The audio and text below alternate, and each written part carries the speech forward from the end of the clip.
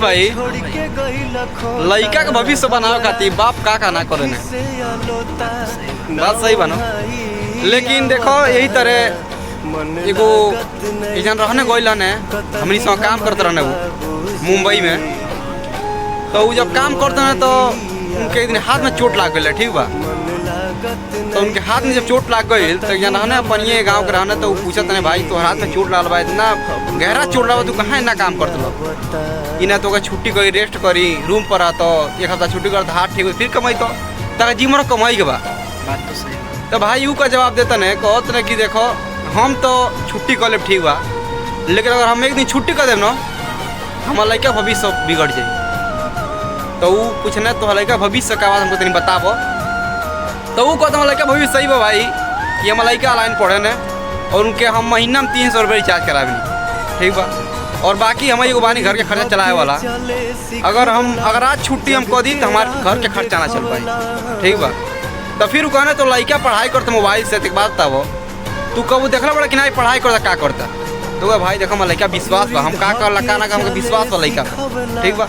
तो वो कहता ठीक बा विश्वास जब तक इतना बाटे तू एक बार चुप पे जा देखो। तो वो कहता ना कि ना हमारा लड़का तो ना कर सकेला।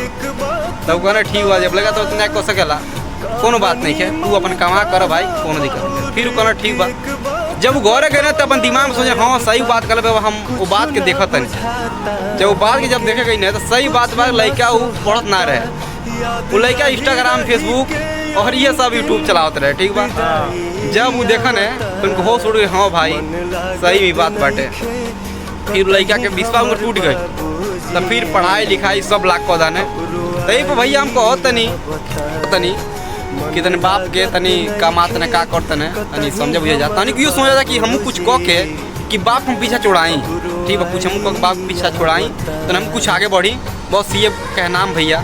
लेकिन हाँ रंगदारी फंगदारी करे तो गाँव में लखड़ाई करे भैया कुछ फायदा ना चले भैया। देखो हम कहते नहीं अगर पढ़ो तो मन से पढ़ो आ जब नहीं पढ़त रहो तो बाहर में चलो भैया कोनो काम सीखो, ठीक बा। और भैया का तू कहल चाह कहो बोलो कहते ना भैया देखो बाप पे एगो ऐसा साया होला न कि बाप खुद भूखे रह के ठीक बा आ लड़का खुद के खियावेला आ उहे लड़का नु बाप के पेट में जब चूड़ा मार देला सब तो बहुत दर्द होला। बाप जब ना रोए के तब रोएला कि जेकर बाप नहीं खन ओकरा से पूछा कि बाप के मतलब अहमियत का होला। हाँ भैया बस ठीक बा बाकी चलो तनी कुछ मदद समझ बुझ बजा।